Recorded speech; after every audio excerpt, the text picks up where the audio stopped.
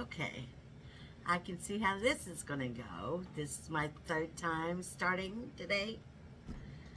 So, good morning. I hope you have coffee. My name is Terry, and I'm on a journey to lose 200 pounds.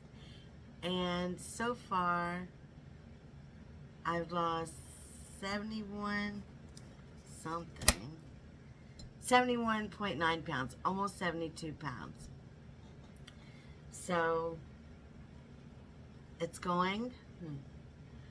Um, and I had changed from counting points to counting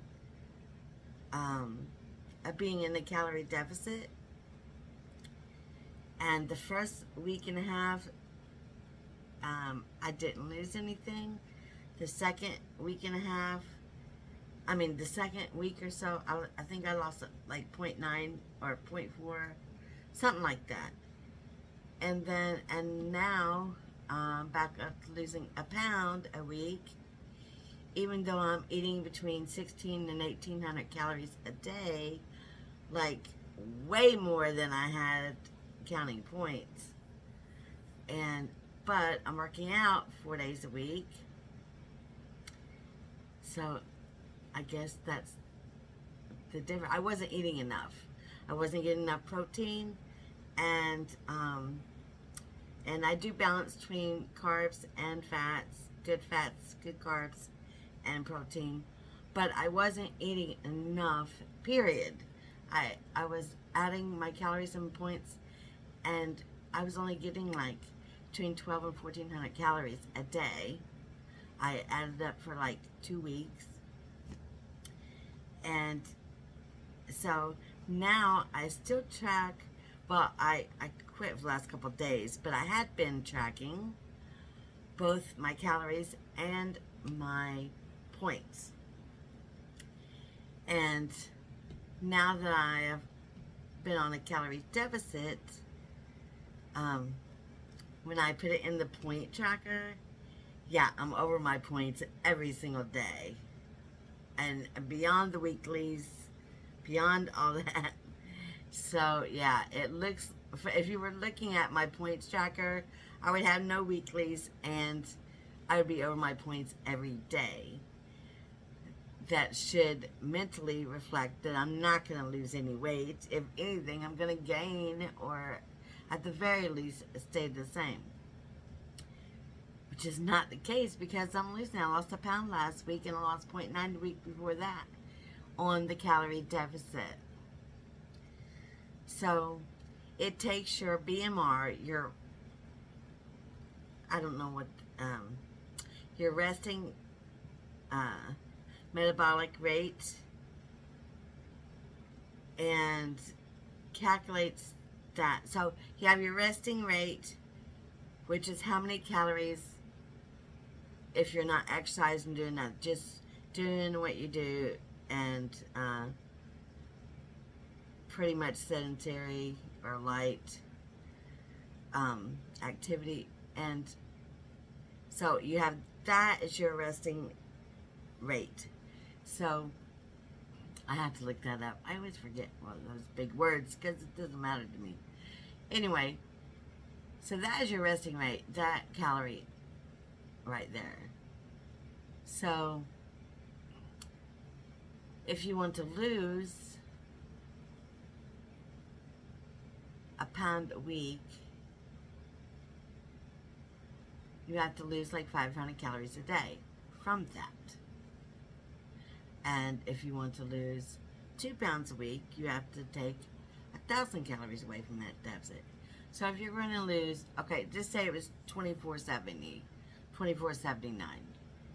That's not mine. I read that just a while ago, so I've used that number. So just saying your resting rate is 2,479 calories a day. That means you're not going anywhere. You're staying static. It's not exact science, of course, because everybody's different. So, but it's pretty close. So you would just take 3,500 calories a pound. So you divide that by 7 days and you subtract from that 2,479 calories. So that's like 1,900, right? 1,900 something. So if you want to lose 2 pounds, you would have to subtract 1,000 from that 2,479. So you would be 1,479 to lose 2 pounds a week. Well, I'd like to be in the middle. So I'm actually doing the 15, or actually I've been 1,600 to 1,800. That's what I've kind of settled in. 1,600 to 1,800 a day. And that's a lot of food. And I eat healthy. I get my protein, in and the carbs. So if you want to check that metabolic rate for you, and it even has calculations where it'll have your metabolic rate where you just want to stay static, and then it'll let you know how many calories you need to lose 1 pound a week, 2 pounds a week, etc. And the calculator on there takes into account your activity, whether you're sedentary, whether you want to do 1 to 3 days of exercise a week, 3 to 4, etc. So go to TDEE or calculator.net, I think it is. You can Google it if you say you want to calculate your BMR, and figure out how many calories you need. And I pretty much can say that you're going to get more calories if you're working out, or if your activity level is high, you're working in a high level job, high activity job, where you're maintaining that activity pretty much all day. It's a lot of variables: your height, your weight, your activity, etc. So anyway, but I still bet you'd be surprised at how many calories you need just to maintain what you already are. And then deduct 500 from that, 1,000 from that, whatever, after your activity is taken into account. I got the exact calculations for that, but it's just easier to go to the calculator and let it do it on its own. So just for curiosity's sake, just go to TDEE or calculator.net and check on your BMR. See how many calories, if you do no activity, see how many calories. You can still lose weight, right? Just by being in calorie deficit if you never did exercises. So if you did 2,479 and deducted 500 calories from that, and lived on 1,900 calories a day, you would still lose a half pound to a pound a week. So it's crazy, right? Like why would you not do that? So you get more food, you get more healthy food, you have room to get all your proteins and good carbs and good fats in, and you don't have to stress over it. I mean, every once in a while, maybe only like 2 days, have I ever just got in a snacky frame of mind. And that's because I didn't get all my proteins in, or I was up way too long, like I should have been in bed. It was already time, like I couldn't sleep, and I didn't get my sleep in. So I was awake when I should have been sleeping, which your body thinks is another meal time because you've been up for 24 hours. So, but that's the only time that I wasn't completely satisfied. I mean, you'd be surprised. So I'm going to quit yammering on about that, but please go check it out. It's way easier. You still track your foods. Like I use my Fitness Pal, and I'm not saying anything against Weight Watchers. Believe me, I'm so grateful to them because it got me to my first 50-pound weight loss. So, and it helped me get in the habit of tracking my foods and just on the path to learning to get me where I am today. So, yes, I'm very grateful. It got me to drinking my 5-6 bottles of water a day and moving. So, and I also want to say, just remember that to get started, you don't have to exercise. Like I just said, you could take your resting metabolism rate and just deduct from that, right? So you just need to be in a calorie deficit or track your points, however works best for you. And the first 4 or 5 months, I did not exercise. I think I walked once or twice and did exercise in the house maybe once. And at the moment, I was all gung-ho, like I was going to keep doing it, but I didn't. So the first 4 or 5 months, I did no exercise. I think it was like 4 months, 4.5 months. Anyway, so you don't have to exercise to lose weight. You just need the calorie deficit.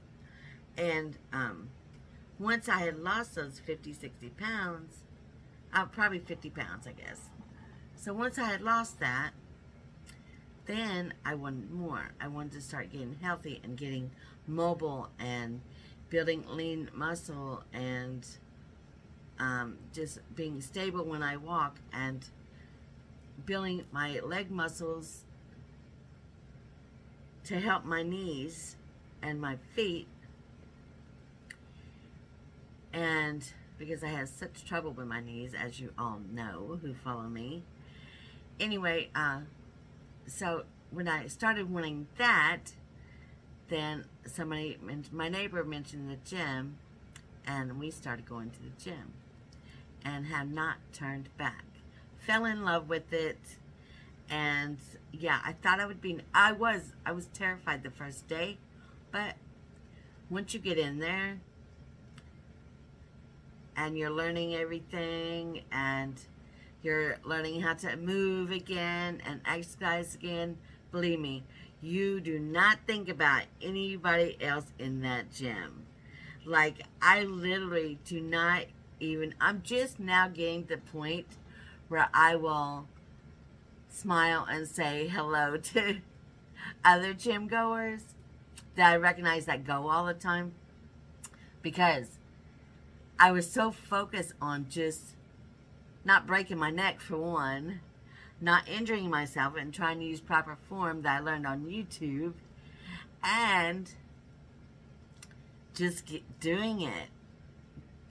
Like, mentally, I wanted to be successful. Like, and it's so hard when you weigh. I started out this journey weighing, I was 40 pounds away from 400 pounds. I was 360 pounds. And so even at a 71 pound weight loss, it's hard. I struggle. But I guess it's more bang for your buck, right? I don't know. Anyway, I'm doing it. I go 4 days a week, and I usually exercise for an hour on Friday at my house, and then take 2 days off. I just started that 2 weeks ago. I was taking 3 days off, but I get bored, so I started exercising an hour at my house on Fridays. So my struggle is the amount I weigh. I weigh 200 and whatever I said. What was it? 288. It's hard because not only are you exercising, and I'm doing like 15-20 minutes of cardio to warm up, and then I do strength training because it's just easier on my knee and my foot, and it doesn't put me out of the gym. So anyway, I still want to warm up. I still love the cardio too, but I learned to use it instead of, you know, just doing an hour cardio every day. So I use 20 minutes of cardio, warming up, and then I go to strength training, legs, and then arms and back. And I really pushed myself. I think I said this on the last video, but I pushed myself to the point where I was doing like 10, then 20, then 30 pounds, whether it's on the tricep push down or the lateral pull down or what have you. But up to 70 to 90 pounds on 90 pounds on most of the machines, except the bicep curl. I'm still like on 30 pounds on that one because I'm too short. I get my arms up over the thing to do it, and my arms are too short. Like your elbow should meet that bolt there that bends, and I get my arms over it, and I am too short, or my arms are too short, and my torso. But I am better at it than I used to be. But so I end up usually using dumbbells because I'm too short for that machine. Physically, my body is too short here and too short in my arms. I feel like one of those damn dinosaurs with little arms. Anyway, so yeah, I come a long way. And from the leg press, I'm up to 190 pounds. But I do it very, very slow. To be slow and controlled and feel the right muscles. Because I seen on YouTube, somebody hurt themselves on the leg press. And it like cracked or ruptured their hip, leg to hip bone, leg to hip joint, whatever. Scared the shit out of me, and I wouldn't use the leg press for a couple days. But then I just went on YouTube and learned the proper way to do it, and I'm very slow and controlled. I do like 5 reps, 5 sets of 8 reps, and at 100, and I did 170, now I switched to 190. So it is challenging, and I sweat my butt off, but I'm doing it. So my goal is, I told you before, I think I did, is to pull my, hold my weight up on that lift. I did 1 second, I did 10 seconds, and I'm trying it once a month. At the end of every month, I'm going to try that. So I don't even know what today is, but soon I'll be trying it again. I'm so nervous, but I'm going to try it, and hopefully I'll get at least 20 seconds. That's a lot. 288 pounds, hello, that's a lot of weight to lift. And the highest I've gotten on any weight is 90 on my arms and back. And that's what I need, my arms and back strength. So, anyway, I'm trying to do more and different things. Like sometimes I'll do the stationary bike for my cardio.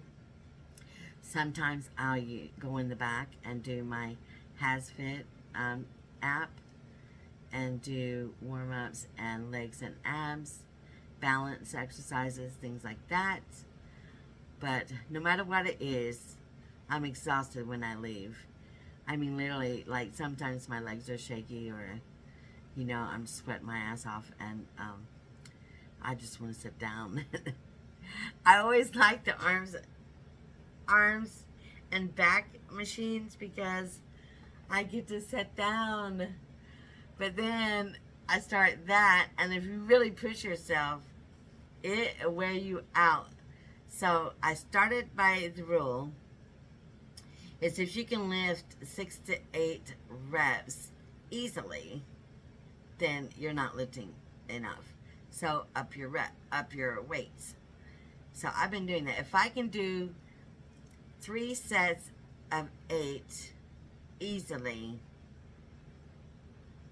and if I don't have to push really hard on those last 2 or 3 reps, then I change my weight higher.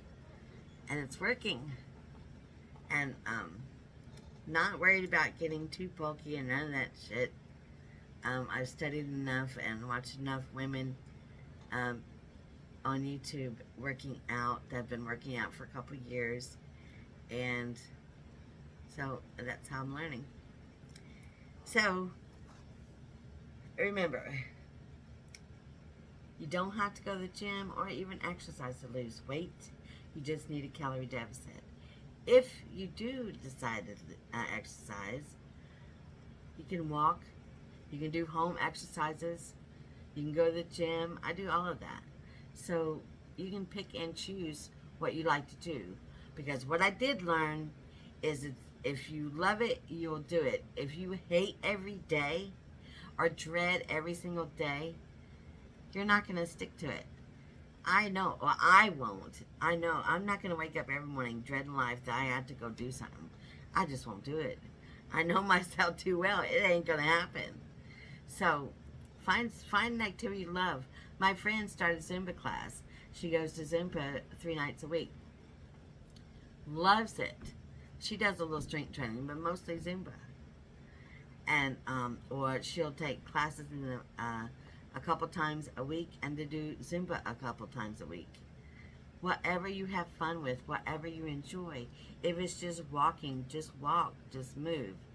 Anyway, so, but get started and don't worry about anything else but learning yourself, learning how to do your food, your calories or your points, your tracking, get used to everything, move into it easy.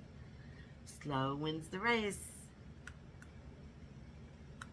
Oh, I was mentioning earlier about being frustrated. So some days I'm so thrilled and happy, and some days I'm so frustrated because my stability, I don't fall down or walk in any funny way, but when I'm doing exercises, my knees are not stable enough to go down in proper squats or do any kind of push-up. I even struggle with the glute bridge, balancing, like you start an exercise, you need to balance. Yeah, my biggest struggle is my legs. I'm just so frustrated in that. Like, I can't bend my knee far enough to do proper bending, proper squats, and proper stretching, like I say, everybody stretch. And like you walk with the weights and bend one knee and stretch out the other leg. I cannot do that yet, and it drives me nuts. I hope that all this leg exercising and activity is going to help me get there. That's why I started doing leg stretches on the floor. I bought a big mat, exercise mat, and some bands, and I've been doing exercises on the floor, like really stretching my muscles, and from my feet up to, you know, my boobs, but really stretching my muscles and really working to bend my knees, get them used to bending farther, because they don't want to bend, and it's partly because I hurt my knee so bad, weighing 360 pounds, and partially because they haven't moved in 2 decades, and partially because there's so much fat on my legs that they don't have room to move that far. So I'm very impatient. Like, I want that fat gone. Like, yeah, I'm watching the scale, but the number on the scale is so less than, right? So I want that fat gone between the back of my on my thighs and my calves, so I can bend my freaking leg where I need to bend it. And that is the frustrating part to me. The rest of it I love. So I guess I'll just keep practicing and stretching and trying to get my knees to bend in a new way. One day I'll be able to do squats. One day I'll be able to do leg bends, and one day I'll be able to prop my ankle up on my other knee. One day, or day one. That's what every time I say that now I think of that. So anyway, that's my troubles. That's my story, and I'm sticking to it. One day, girlfriend, you will get there. You just got to believe in yourself. It's so hard to believe that one day I'll actually be able to do all that. But I'm just keep praying and hoping. Well, I'm not the praying sort, but I don't want to put it out there in the universe. Hello, help me along. Off weight loss topic, but on a side note, I'm on 5.5 weeks no smoking, and I hate taking Chantix every day, but I can tell if I don't take it, like cigarettes will pop into my mind. But when I do take it, I never think of a cigarette. I never think of it. And I will tell you, when I had to go to Evansville with my friend the other day, which is a good couple hours or hour and a half ride. And she smokes a lot. And I do not want to be those rude, prudish, reformed smokers that I always detest because they think they're better than everybody else, and they think they can project everything that happened to them and how they did it and what worked, and make everybody else feel less than because they're still smoking. Yeah, I'm the last one to do that. I'm 59 years old, and it took me this long to quit smoking. So I would never make somebody feel bad. And I would never say, don't smoke around me, because I live alone. I rarely go to a bar. But I've been thinking about it. But most bars you can't smoke in anyway. And so I'm not around smoke a lot unless I go outside, but then I'm outside and I just visually see that, and every once in a while I get a smell of it. So I'm not going to say don't smoke around me because I might start again, because realistically I need to be able to control myself and control my emotions and just get my mind on something else. But the oddest thing happened. When we were in the car, she lit up a cigarette, and it stank so bad. It smelled so bad that I first put my hand like this, and it was like 59 degrees, and I rolled down the window anyway. And I was trying to be subtle and not rude. And then she asked me, and I said, no, girlfriend, you do you. You know, I want to see you quit, but you do that in your own time. You're not the only smoker that I'm around. So, don't worry about me, I'm fine. Anyway, I was trying not to be rude, and I put my mask on because we were going to the doctor's and I wanted to wear my mask. I put my mask on, and I could still smell it, and it made me cough. I haven't coughed in over a month, or had any problem breathing or anything like that. Like, all of that is gone. I'm talking better, I'm breathing better, I'm not coughing. My allergies are much better. I haven't taken an allergy pill in about 3 weeks. And,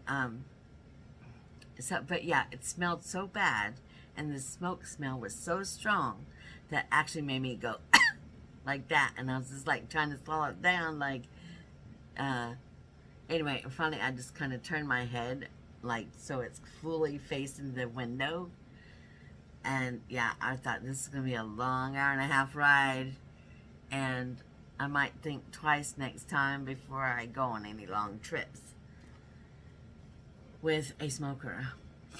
But my sister smoked in her car and it didn't bother me either. But it did not bother me like I didn't want one.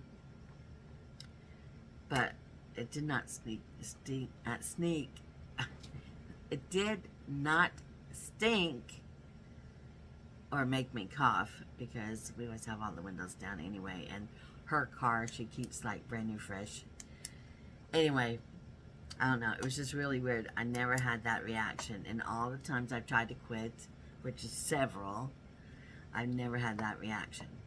The good news is I did quit, and it's 5 weeks, and I feel good about it. Like, I don't want it. But I do hate taking Chantix. I have 11 months worth of subscription, or prescription. So, I'm going to finish this one. Well, I made a chart yesterday. I'm going to take 1.5 for 9 days.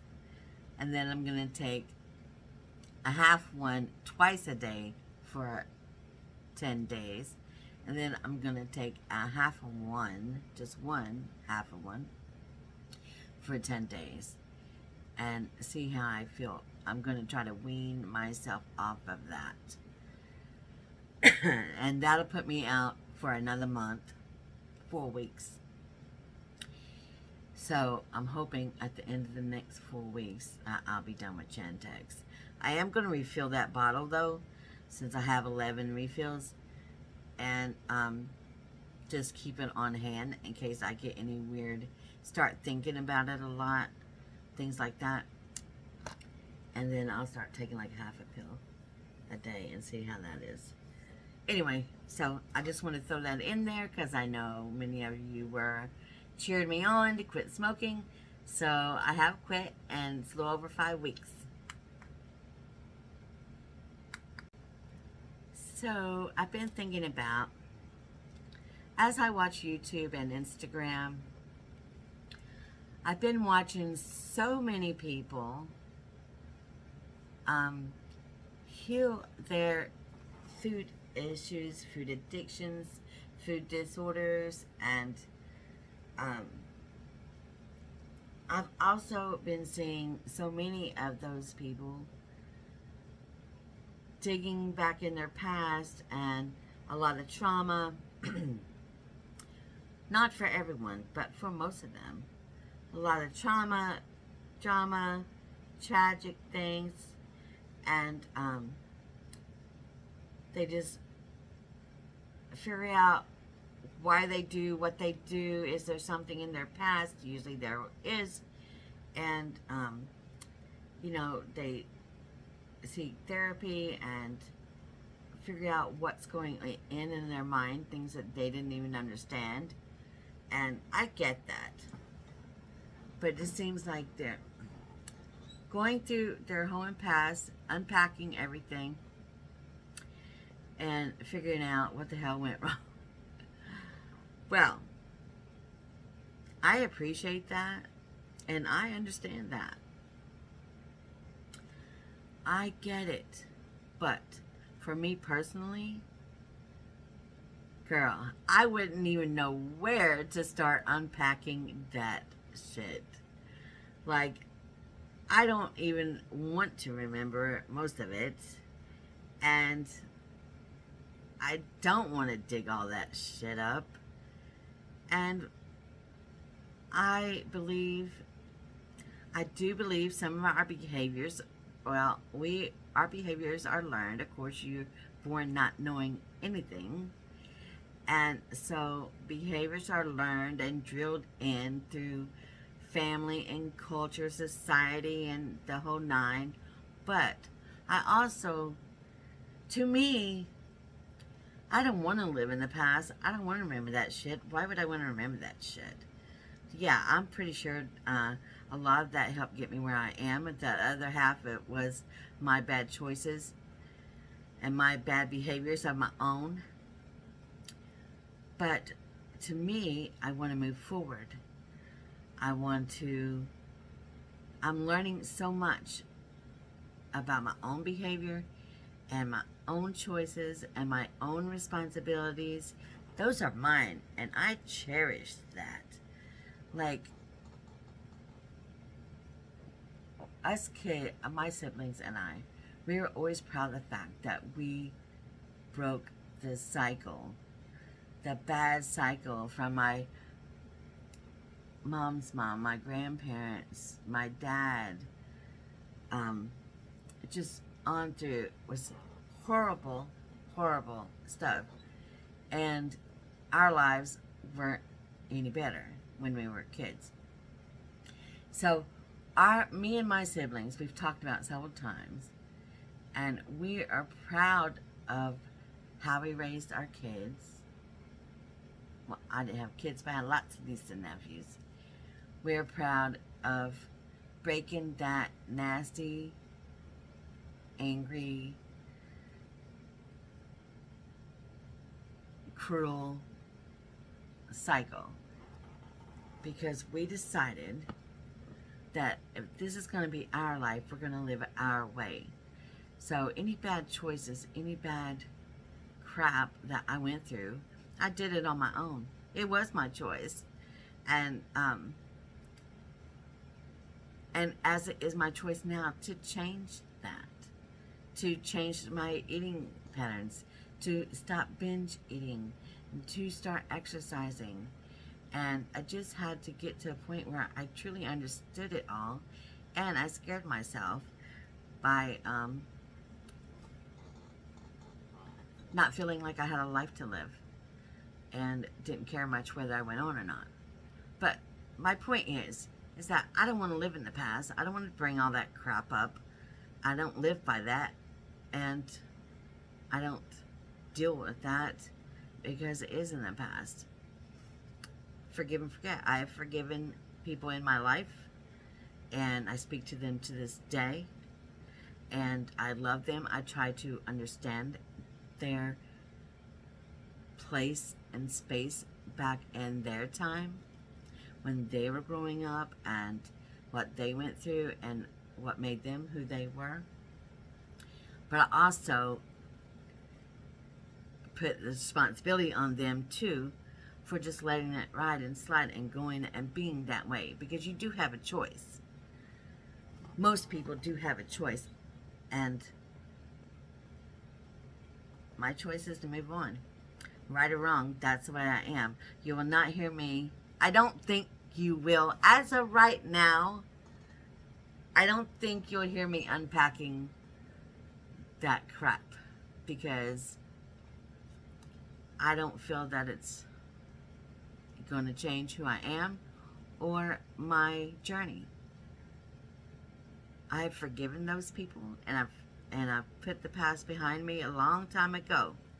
So I take pride in my choice, my responsibilities, my journey, my life. And it's a huge responsibility, so I hope I treat myself well. And I'm going to try to take a break here. Damn thing.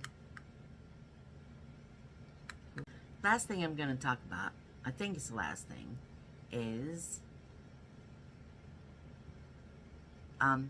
tell me, do any of you guys use protein powder?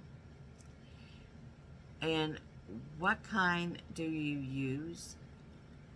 Also, do you take the pre-workout or creatine? I looked into that because I was kind of interested in creatine and the pre-workout. But after reading about it and looking at where I am in my journey now, I decided to stick with my protein with collagen. Because, I mean, your body creates that creatine. And as far as the pre-workout, yeah, I am doing great without it. So I don't want to put things in my body that my body can create on its own, more or less. So yeah, I do use protein powder with collagen because as we age, we need a little help with that. And it's easier for me to get all my protein if I use a couple scoops a day of protein powder. And it's all natural. So, I don't know. I'm just undecided, really. I've decided for now not to use any of that stuff. Because I don't really need it. And so I'm just trying to understand the purpose and some pros and cons of that creatine and or pre-workout. So let me know if you guys take any of that stuff and what you think about it. Alright, I'm gonna let you go so I can get this posted. I'm a day late and $1 short again. Anyway, I love you guys. Thanks for all the messages. Thanks for the DMs. And thanks for cheering me on. It means the world to me. Even if I have a hard time getting back to comment on some of you, I read every single comment. And I live alone and I have my gym partner. So your comments are everything to me. I truly take them to heart. I take your advice. And I look forward to seeing your names pop up. Because I feel like you're my friends and that you really do care. And I care about you. And I want to hear how you're doing on your journey. I haven't heard from a couple of you for a couple of weeks. And I'm going to have to go back and look up your names and accounts. But I know that several of you just post that you don't make videos. So let me know how you're doing. I think about you all the time. And it's nice to know that people are on the journey with you. It's nice to know there's successes and there's struggles. And you don't feel so alone. Anyway, I hope you have a wonderful week. Stay on the journey and never give up.